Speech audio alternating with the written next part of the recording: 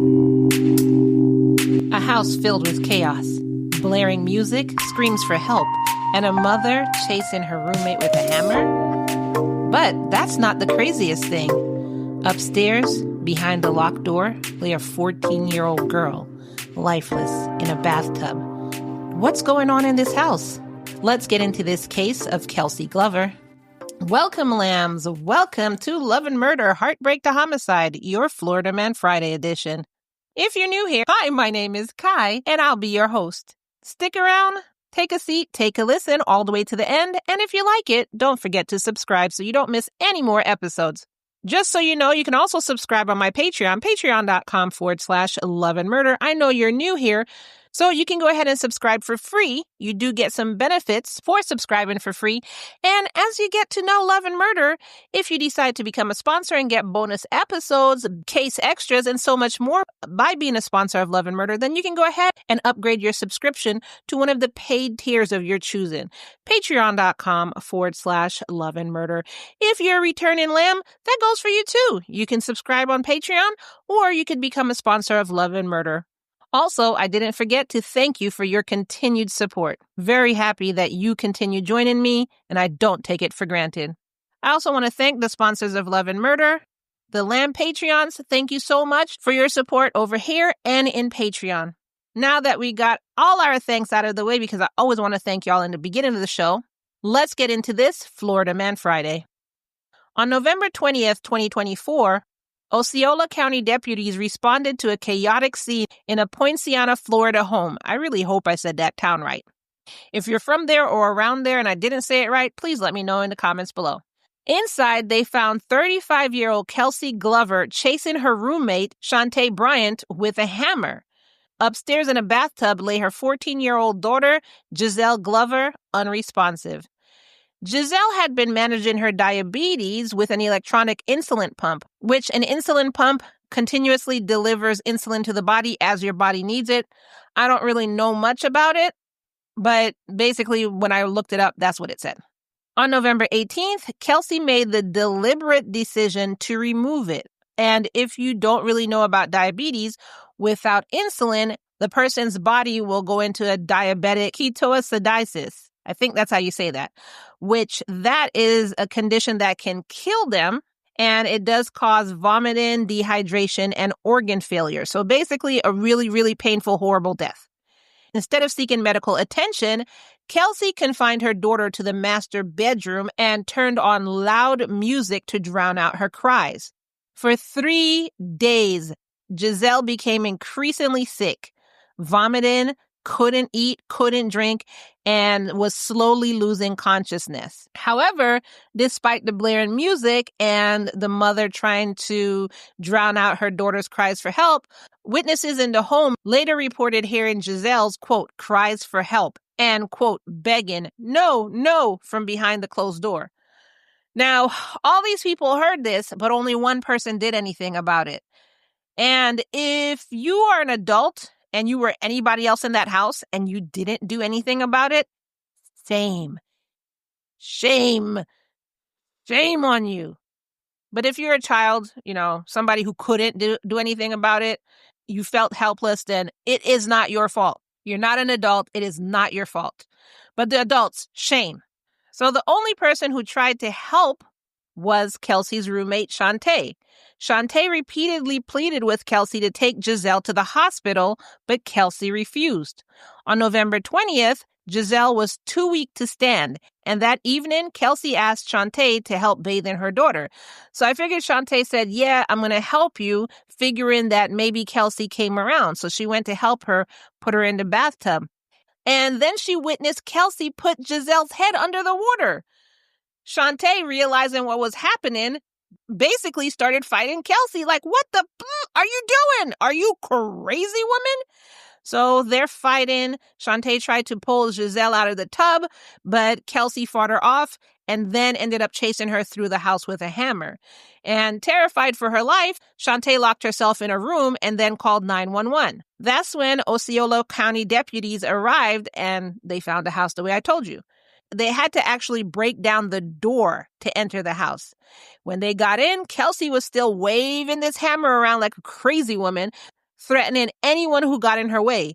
It actually took multiple police officers to subdue her. Meanwhile, upstairs, they found Giselle floating and unresponsive. They did try to enlist life-saving measures to try and save her, but unfortunately, the 14-year-old had succumbed to the water in the tub and was too weak to even pick her head up, and she was pronounced dead shortly after being transported to the hospital. Initially, Kelsey was charged with aggravated assault with a deadly weapon for the attack on Shantae, with Sheriff Marcos Lopez describing Kelsey as uncooperative throughout the entire evidence collection process. However, once forensic evidence and witness statements confirmed her role in Giselle's death, she was formally charged with first-degree premeditated murder. Sheriff Lopez said, quote, "God only knows what would have happened if we hadn't arrived when we did. This was an unimaginable act of cruelty." Yeah, can you imagine? She might have killed Shantae as well. The medical examiner ruled Giselle's cause of death as homicide by drowning. The report also noted severe diabetic ketoacidosis, which proved to them that Kelsey hadn't been on her insulin, which the only way that could happen is if nobody was administering her insulin. So, like, even if it was accidentally pulled out, well, when you saw your daughter was sick, why didn't you take her to the hospital? Quote, "The level of premeditation in this case is chilling. She knew what she was doing. She knew her daughter would suffer, and she did it anyway." According to investigators, the reason why they said this was premeditation, the reason why they could prove this was premeditation, was because of the removal of the insulin pump. And in their report, they said, by removing this insulin pump, this proves that Kelsey set the stage for murder days in advance.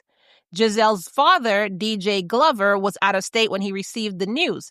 He had been actively involved in his daughter's life, even though he was separated from Kelsey, which clearly I could actually see why he was separated from her.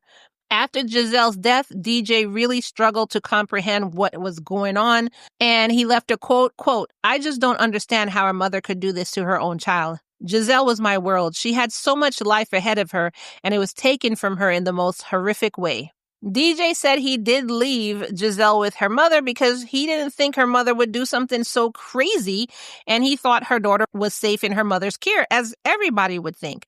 Maybe she didn't show violent tendencies towards her daughter. Maybe there was no signs for him to ever think that she would hurt their daughter. So he left the daughter with her, thinking she was safe. Unfortunately, this happened, and he has vowed to fight for justice in Giselle's name.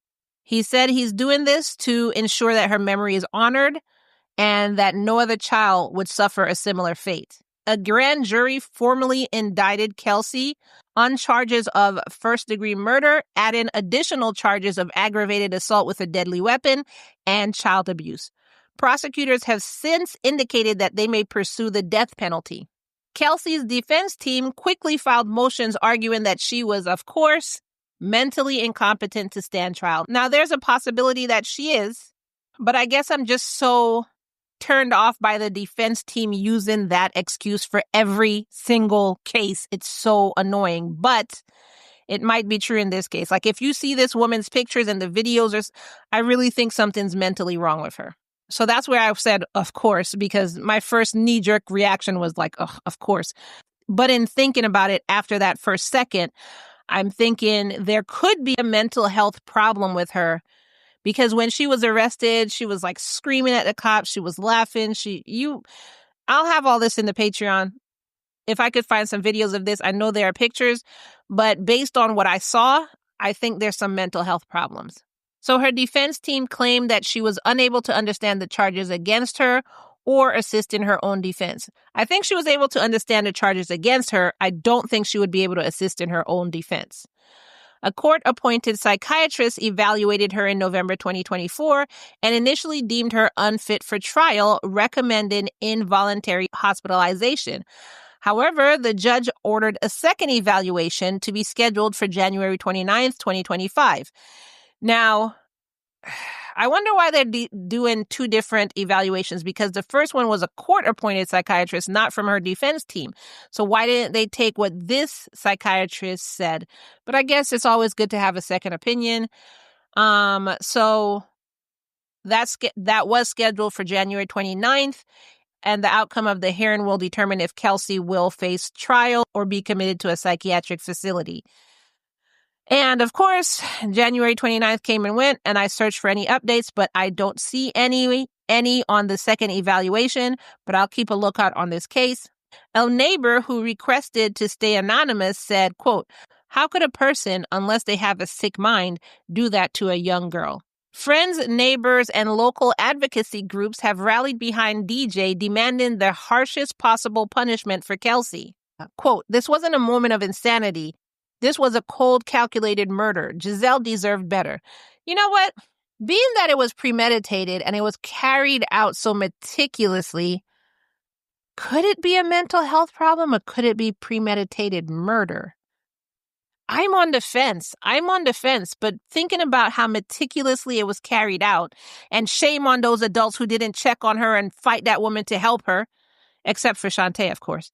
Anyways, being that she meticulously planned this out, I'm leaning more to premeditated murder than mental health, actually. What do you think? I guess I'll put out a poll with that. Do you think this was premeditated murder? Do you think this was mental health? Let me know in the poll. Friends described Giselle as intelligent, compassionate, and full of dreams. Sheriff Lopez later called the crime, quote, "one of the most horrific acts of betrayal I have ever seen." And one question that still lingers with me, and I guess with everyone who's going through this, is why? She never gave a reason. Why? Why? She cared with her diabetic daughter for years. Why now? What happened? Why did you just suddenly decide to stop giving her insulin and murder her? Her father summed it up best, quote, "I will fight for my daughter every day for the rest of my life. She deserved love, not betrayal." DJ is now advocating for stricter protections for children with chronic illnesses, pushing for reforms to prevent similar tragedies in the future. What did you think about that case? Like I said, I'm going to put out a poll. Do you think this was premeditated murder, or do you think this was a mental health break? Maybe she had a psychological break, but it's so hard for me to go on the mental health now, thinking about the fact of how this was planned out. But that doesn't 100% negate the mental health aspect, but it's so hard for me to get back on that side of the fence. So I want to hear from you. Do you think it was a mental health break that she had, or do you think this was premeditated murder?